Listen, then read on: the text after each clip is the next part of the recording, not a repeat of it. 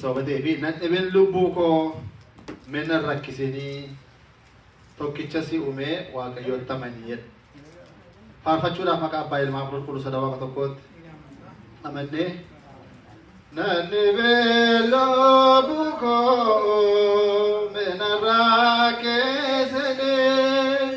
nadhabeen lubbuu koo mena rakkisinii Tokicha se ome waaqayyoota amanii Tokicha se ome waaqayyoota amanii Nadhabeen lubbuu koo mena rakkisinii Nadhabeen lubbuu koo mena rakkisinii Tokicha se ome waaqayyoota amanii Tokicha se ome waaqayyoota amanii Gammachuun kee haraa buusii boosifti mootummaa waaqayyoo yaadni kan kee taati mana kee jiraadhu lubbuu koo gorfame ajaja waaqayyoo jaalalaan bitame mana kee jiraadhu lubbuu koo gorfame ajaja waaqayyoo jaalalaan bitame Nadhabeen lubbuu koo mena rakkisinii Nadhabeen lubbuu koo mena rakkisinii Tokicha se ome waaqayyoota amanii Tokicha se ome waaqayyoota amanii Daandii kee godhiitii qabadhu akka fayyisuufi waaqa kee waammadhu kan darbuun kee dholle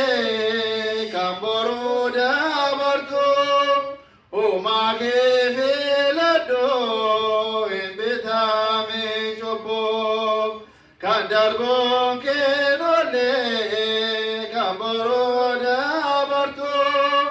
Oma kee filadhu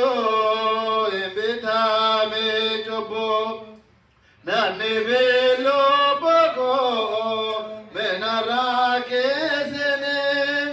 Nadhabeen lubbuu koo mena rakkisinii Tokicha se ome waaqayyoota amanii Tokicha se ome Biyyi lafa lubbuu baay'ee rakkisaadha lubbuu gammachiisu kan foonii duwwaadha mana bara baraa kan kennu gooftaadha akkachitti gallu waaqatti amanuudha mana bara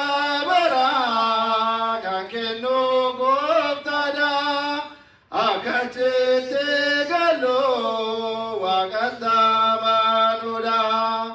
Nadhabeen lubbuu koo mena rakkisinii Nadhabeen lubbuu koo mena rakkisinii Tokicha se ome Tokicha se ome waaqayyoota amanii Foonnis dadhabaadha lubbuun qoftuufadha gara waaqa dhaquu baay'ee dheebottuudha jireenyi lafarraa kan fooniif ta'uudha biyyi lafa lubbuu baay'ee rakkisaadha Jireenyi lafarraa kan fooniif ta'udha. Biyyi lafaa lubbuu biyyi rakkisaadha. Namni beeloo boqoo.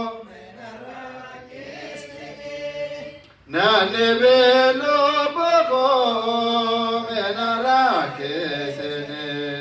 Tokkicha se'oomee waaqayyoo taamanii. Tokkicha se'oomee waaqayyoo taamanii.